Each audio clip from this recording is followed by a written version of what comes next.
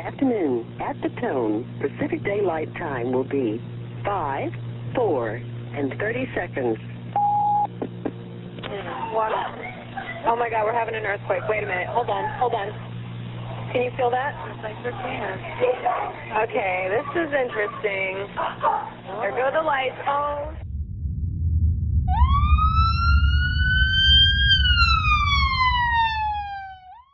We are here with Marilyn Rigler. It is the 15th of August, 2019, and we are here to talk about the 1989 Loma Prieta earthquake. Thank you, Marilyn, for being here. Well, thank you. I'm glad that we can talk about it at this time. I was teaching with my husband at the SeniorNet affiliated computer center in Santa Cruz. And we had students who had experienced the earthquake, and we asked them to write about their experiences. And so I wrote about mine, and we compiled them and edited them and put them in a book called Earthquake in Santa Cruz. I would like to read what I had written at that time, because obviously it was very fresh in my memory. And so I'm going to read it at this time. Great. It's entitled A Scary Time. The Santa Cruz earthquake, which occurred on October 17th, 1989 at 5:03 p.m., left an indelible mark on our lives, attitudes, and philosophical thinking. The magnitude of physical destruction to old buildings was inconceivable. Every life lost is a personal tragedy, but in a quake of that magnitude, 7.1, fortunately, there were only 17 fatalities. The California Earthquake Code pertaining to the construction of new buildings saved further loss of life. We all realized that something had happened that was bigger than we were, something over which we had no control. I was one of the lucky ones, although I had not planned it that way.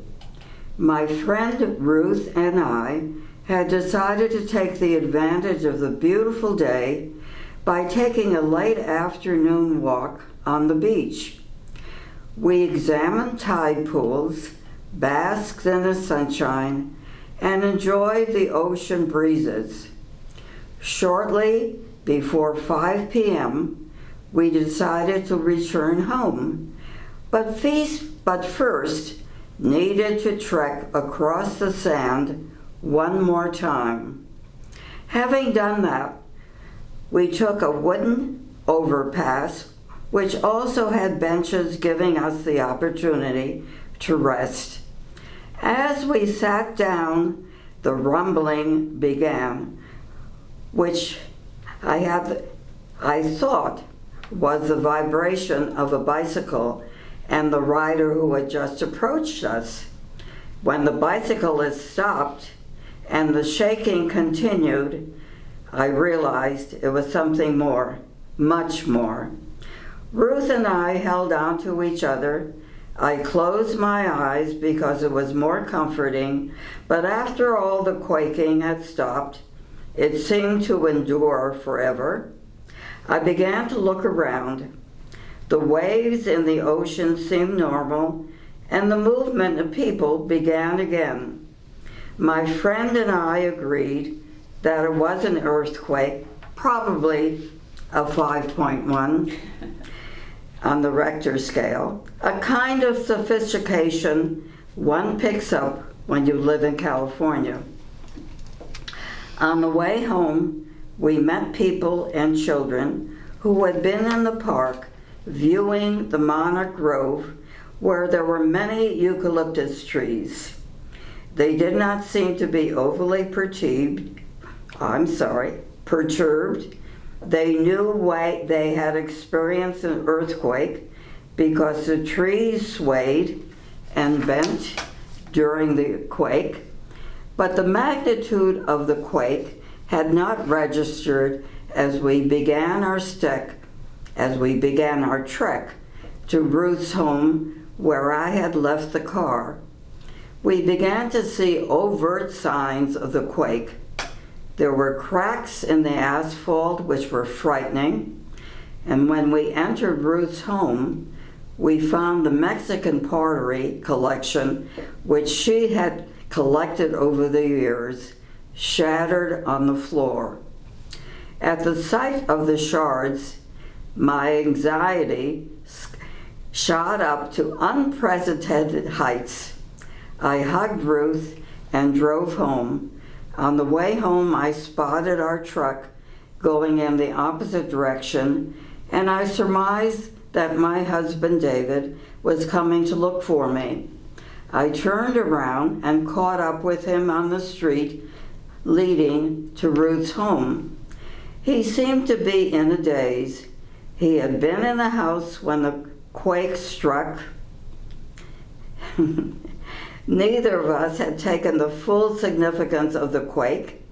I asked him if he planned to teach his computer course that evening at 6 p.m. at the high school, and he said he would go down to the high school, but first he wanted me to come home and see what the house looked like. It had been trashed. There was glass everywhere, several inches deep. We drove home separately. When I entered the house, I was not prepared for the destruction. Although the house itself was intact, groceries, glass, jam, mustard, ketchup were intermingled with the glass in a mess on the floor. Pictures on the wall had fallen in a heap to the floor.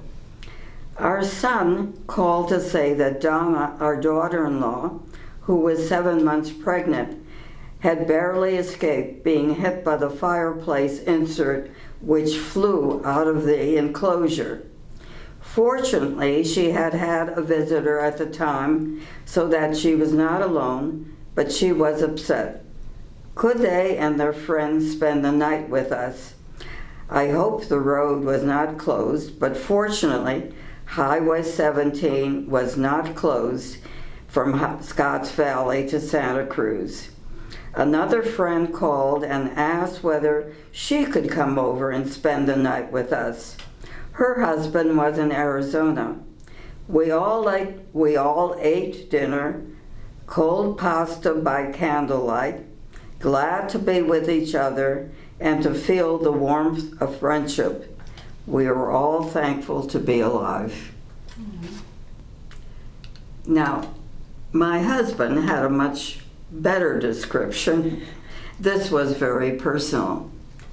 And he talked about Santa Cruz and his own experiences. Sure. Mm-hmm. Sure. And I don't know whether you'd like me to read his. Do you want to? Sure. If you'd like to, I'd love to hear it. I am going to read a letter that my husband David Rigler wrote on October 20th, 1990. That would have been a year later. My husband was a teacher at the Senior Net affiliated computer center in Santa Cruz, and in fact was probably one of the people who founded that with Laura Scribber. Oh, wow. Mm-hmm. He died in 2014. Okay. but I am sure that he gives me permission to read this letter that he wrote at that time. Thank you. It is written to a friend in Prague, and he says, "Dear Lee, your telephone call inspired me to write. I already knew that I owed you a letter, and that has been because I have been immediately occupied with many current things for the past few months. Actually, I see myself as a pretty good correspondent, and when I owe a letter, it bothers me. My inspiration is not merely to write to you, but rather to write a description of the past few days. It will never be so close as it is right now, and I want to be able to reread it myself sometime in the future. Your call was unexpected, but so welcome. It was one of many that we received, and we feel so deeply about the kind of caring that we received and that was expressed. I will want to share this with everyone, a bit of our experience. Of course, the first thing is that we are well. Our house, which was now about 3.5 years old, seems to have stood up well. A few small cracks in the surface near a couple of the door frames, hardly anything more. You will recall that unlike Europe, most houses in California are of wood frame construction, and unless there is a fissure in the ground, a frame house may twist and bend, but usually does not collapse. The quake was furious. Things flew within the house, glassware crushed out of the cabinets and off the shelves, books and even the shelves that held them flew across the room. A TV set in our bedroom ended up on top of the bed, 4 feet away. Everything on a shelf fell off, including groceries in the cabinets, and most of the artwork and framed pictures smashed to the ground, so that broken glassware are everywhere and was everywhere. The noise that accompanied smaller quakes that I experienced in the past was absent. The noise was instead of falling things inside the house. I was alone at the home at the time, actually sitting on the toilet, where I did not long remain, but I did experience the quake with my pants down, which he said frequently.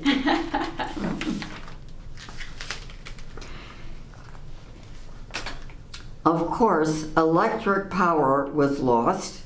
I found some batteries for a portable radio. For years, I had been aware of something called the emergency broadcast system. But the first thing I tuned in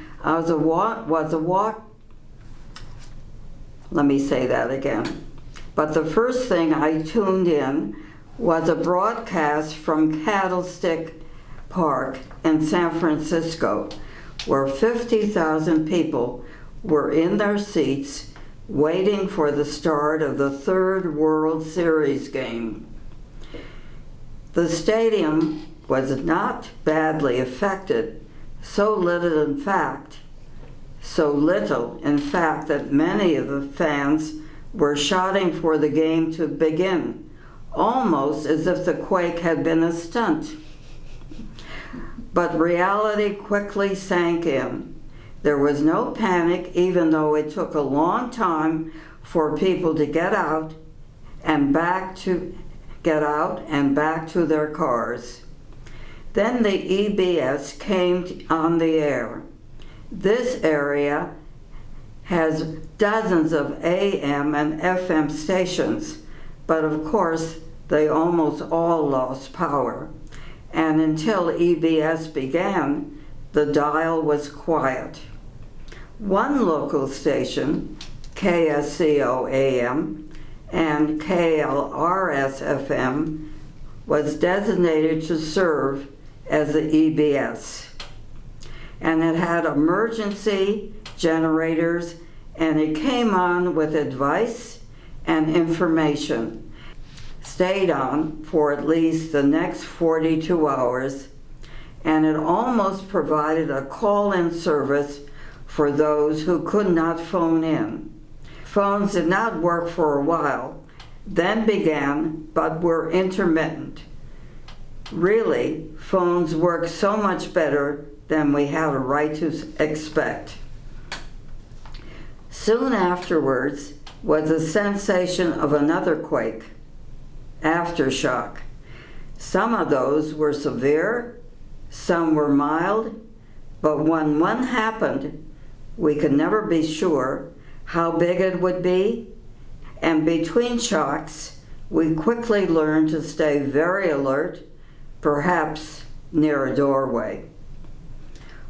One of the first calls came from our daughter-in-law in San Francisco. Our son was away at a medical convention in New Orleans, and she was okay, but frightened, alone with our 7-year-old granddaughter, Sumi. We began to think about others, son Joel and his wife Donna, and even more so about Sarah, our daughter. For now the radio had told us that there had been a collapse of the Bay Bridge that links San Francisco to Oakland. Sarah works in San Francisco, but lives across the bay in Berkeley.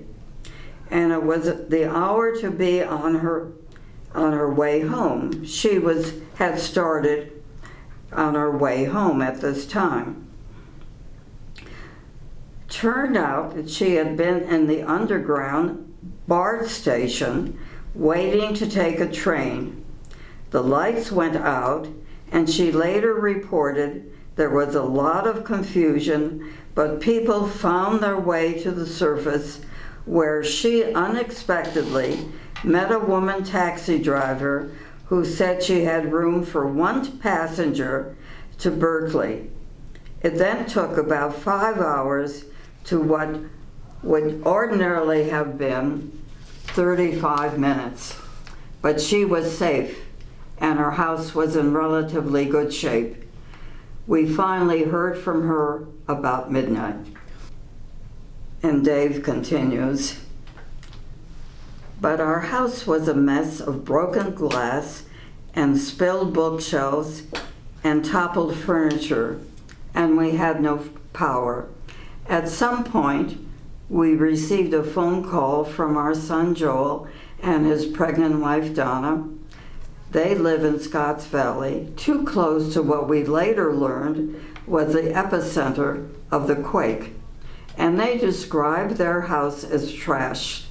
They were able to drive the 10 or 12 miles to Santa Cruz with their 3 dogs and with a friend who happened to be visiting at the time of the quake.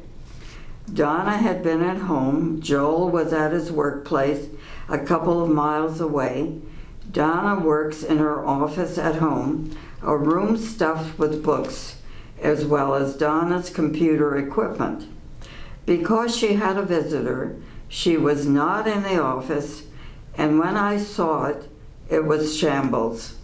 The bookshelf boards having been flung across the room. Her living room has a fireplace that had a cast iron insert that had landed 4 feet away, and that was so heavy that Joel and I were unable to lift it.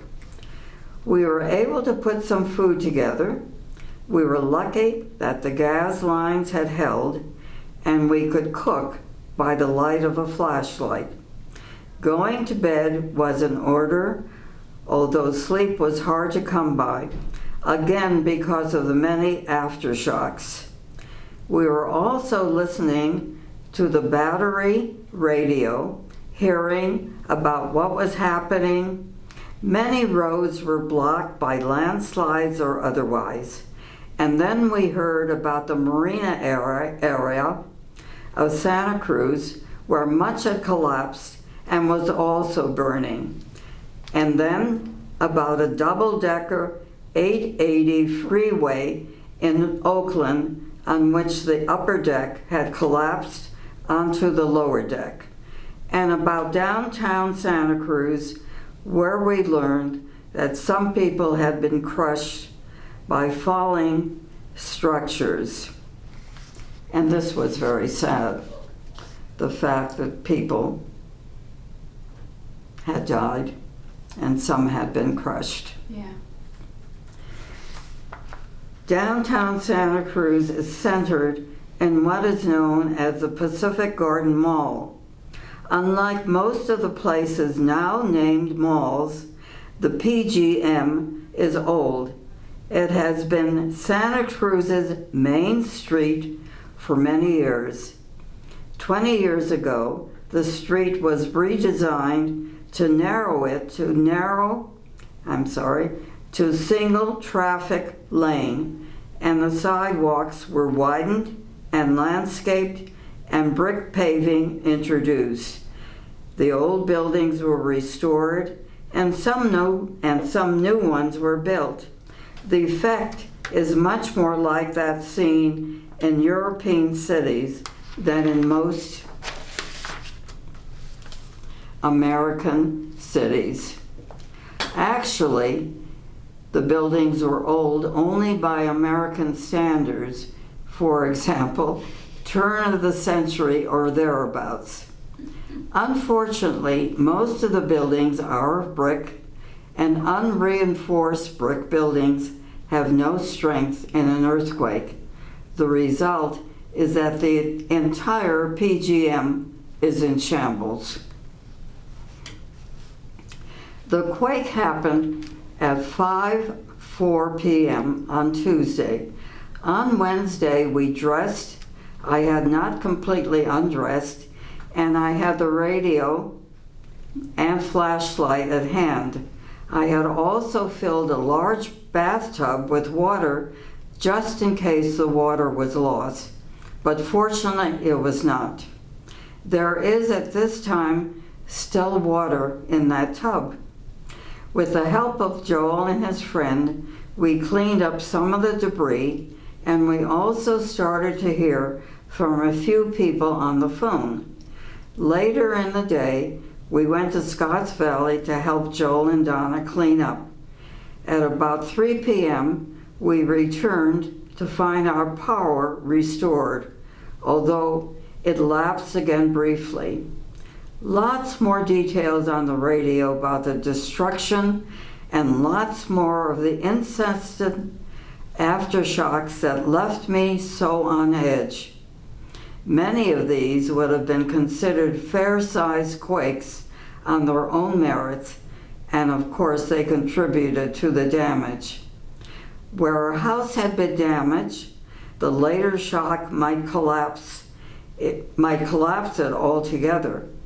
We also now could watch our own TV and see what had been showing all over the world, and it was difficult to accept that what we were looking at was in our own backyard.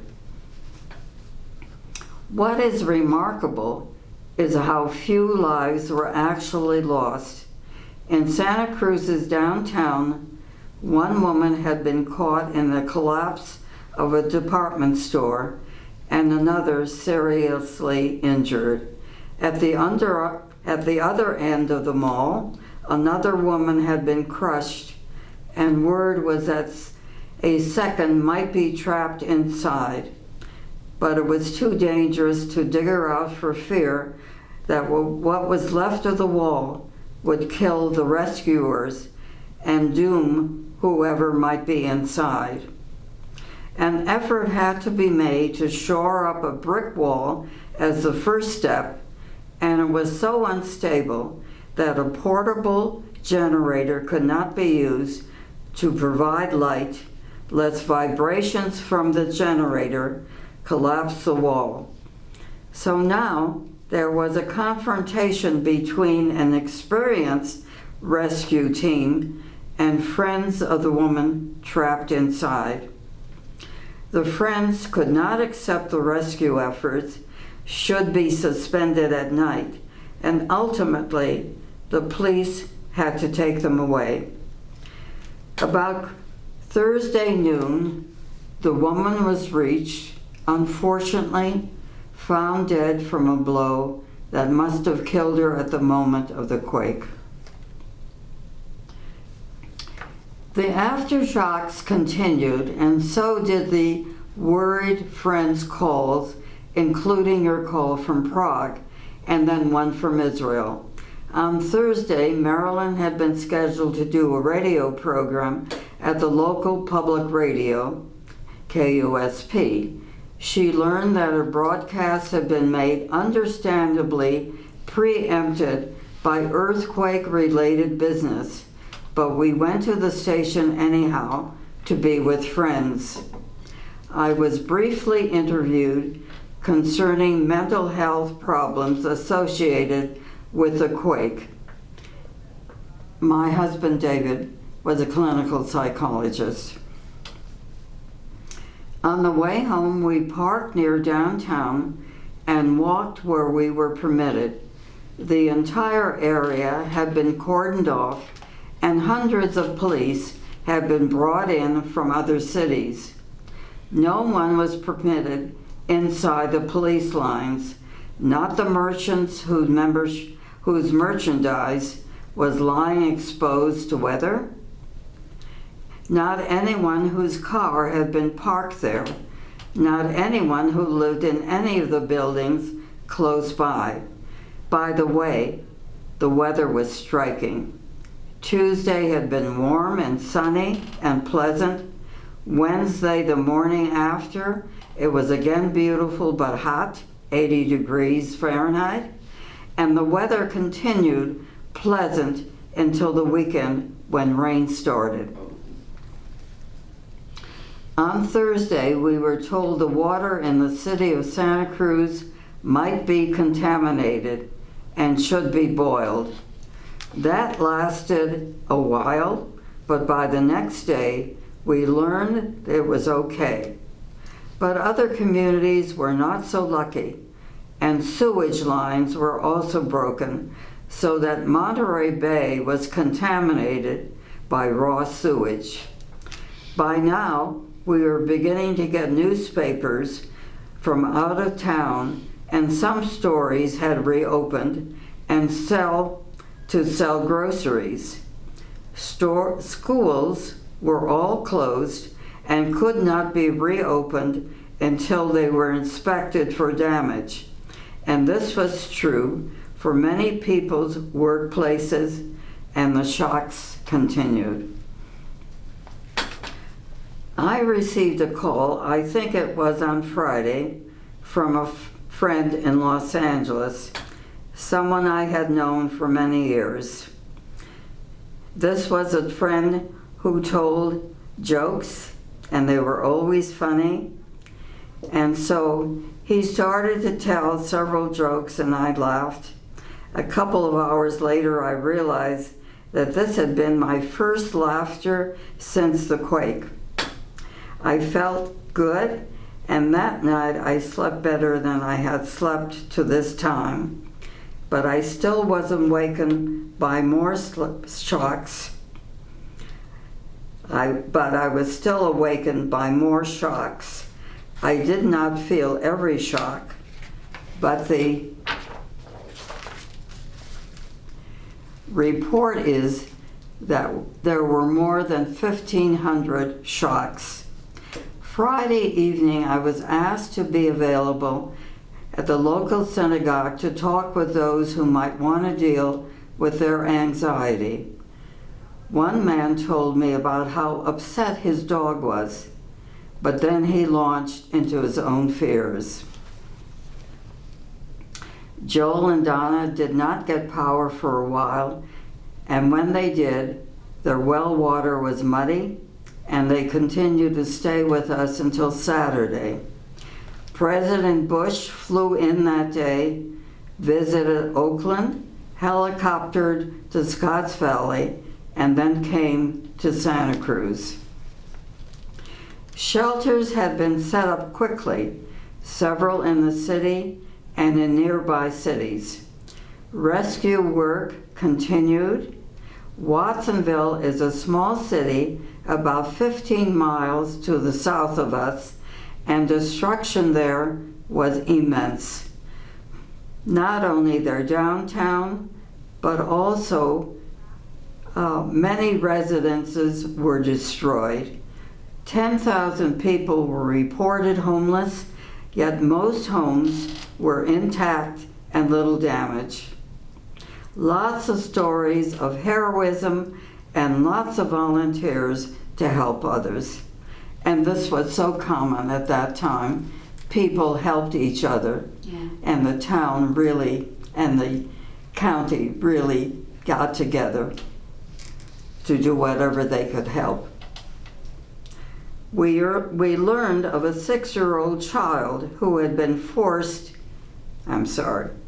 We learned of a 6-year-old child who had been freed from the mess at the Oakland freeway. A surgeon had to amputate his leg to free him. But by Sunday, the word was that the expected loss of life at the freeway might be lower than the original estimate.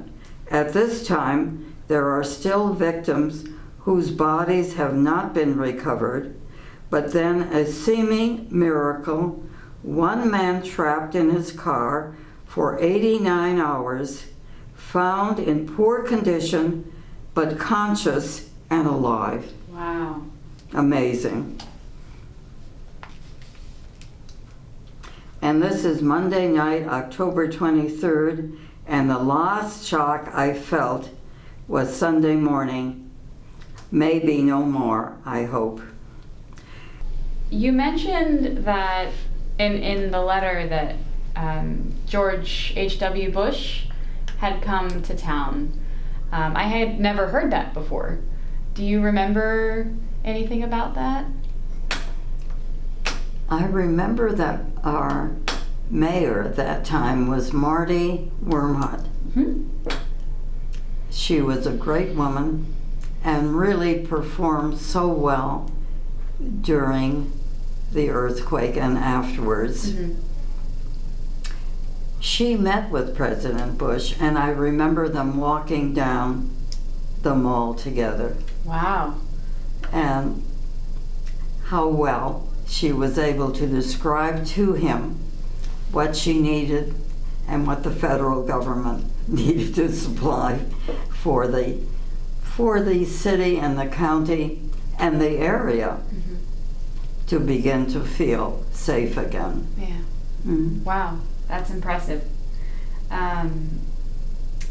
You said that your house sustained some damage. How long did it take you to get back into a comfortable living situation?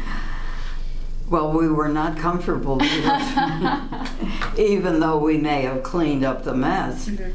The aftershocks were frightening. Mm-hmm. And that took 2 or 3 weeks, and I'm not sure we would not react the same to an aftershock or a larger one at this time. Right. So being comfortable is not Not the goal. No.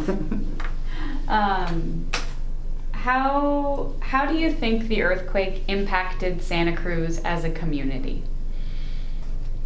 As a community, it helped people to come together. And Bookshop Santa Cruz was downtown, Mm-hmm. and you probably need to interview Neil Coonerty because his bookshop was downtown and no one could enter it, and he had the supply of books, of merchandise.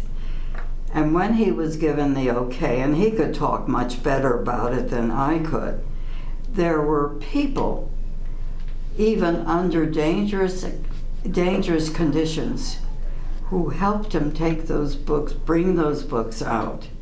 And this is what happened throughout the county and throughout the city. People really came to the fore and helped each other. And it was a time of getting together. Yeah. There was no divisiveness at that time. Yeah, that's wonderful. So was this your first earthquake? First experienced earthquake? No. No, but the most memorable one. But the most memorable one. Did you, after this happened, did you begin taking precautions against future emergencies or disasters? Did you keep a supply of water or extra canned food or anything like that? We certainly did. Yeah. And we had a battery radio. And we have always had supplies in the house ready. Hopefully there will not be one. Yeah. But I think all of us need to be prepared in every way that we can be. Yeah. So that TVs don't fly across the room. Somehow they have to be attached. Right.